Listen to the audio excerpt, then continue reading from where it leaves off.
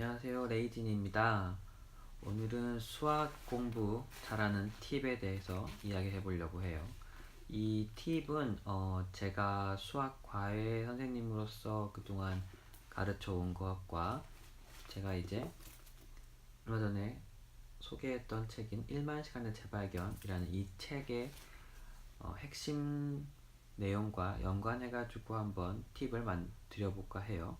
우선 수학을 이제 잘 못하는 학생들에게 수학을 잘할 수 있는 가장 좋은 방법 중에 하나는 좋은 선생님을 만나는 거예요. 고등학교에 들어가면 많은 학생들이 수포자가 되는 이유는 중학교 때 거와 고등학교 1학년 때 배웠던 것들을 충분히 자기 걸로 흡수하지 못한 채로 고2, 고3 내용을 배우면서 이제 좌절하고 이제 포기하는 거죠.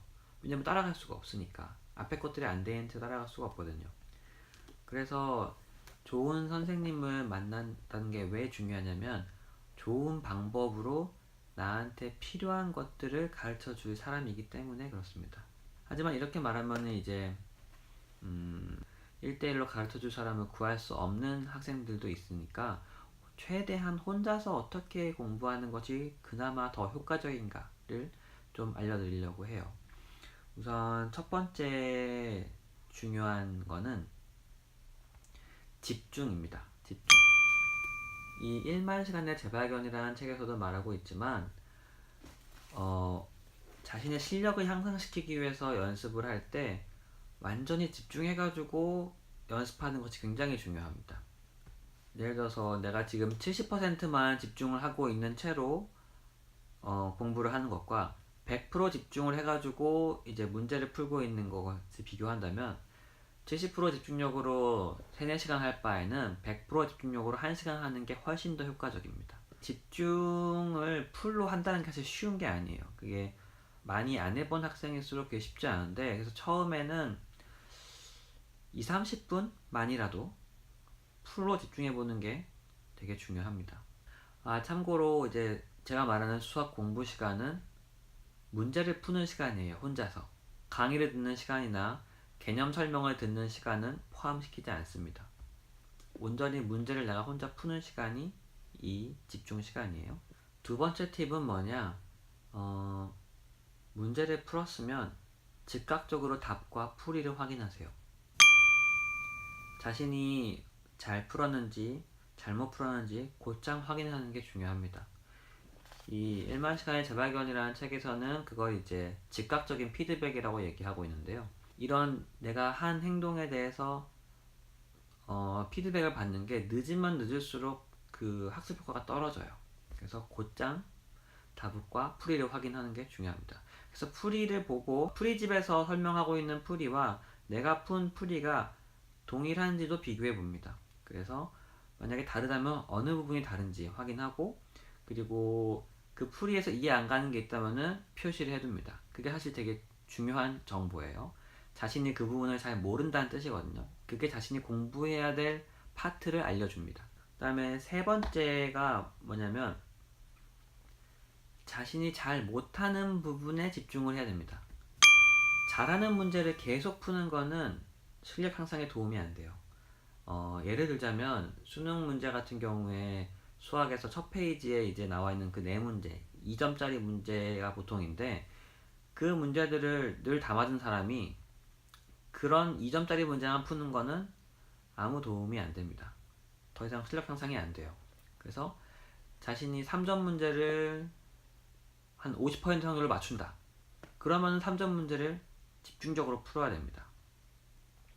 4점 문제를 내가 100% 틀린다. 그럼 그 문제는 건드리지 말아야 됩니다.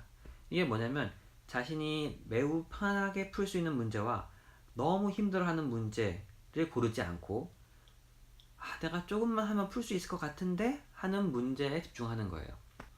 그래서 이제 혼자 공부할 때는 문제집을 고르는 게 되게 중요해요. 왜냐? 난이도별로 문제를 구분할 수 있는 게 좋습니다. 그래서 저 같은 경우는 가장 많이 사용하는 게 센 수학이에요. 이제 센 수학을 보면은 A 문제, B 문제, C 문제가 있는데, 근데 A는 이미 그냥 쉽게 푼다. 그러면은 B 부분을 풀어야 되는데, 이 책에서는 B에도 상중하로 난이도가 분리되어 있기 때문에 처음에는 하와 중 문제를 풀다가 그것들이 다 익숙해지면은 다음에 상 문제를 풀고 거기에도 익숙해지면은 이제 C 타입 문제를 풀면 됩니다. 자신이 쉽게 푸는 문제를 하지 않고 자신이 좀 살짝 어려워하는 문제들을 계속 만나야 돼요. 근데 이게 처음 할 땐 좀 힘들거든요. 그걸 잘 판단하기가 어려워요. 특히 수학 공부를 많이 안 하는 학생일수록 자신이 어떤 문제가 내가 지금 실력 향상에 도움되는 문제인지를 잘 몰라요. 그래서 제가 아까 맨 처음에 좋은 선생님이 필요하다고 말한 이유가 이 부분에 있습니다. 좋은 선생님은 학생에게 제일 필요한 문제를 골라주는 게 선생님의 가장 중요한 역할 중에 하나입니다.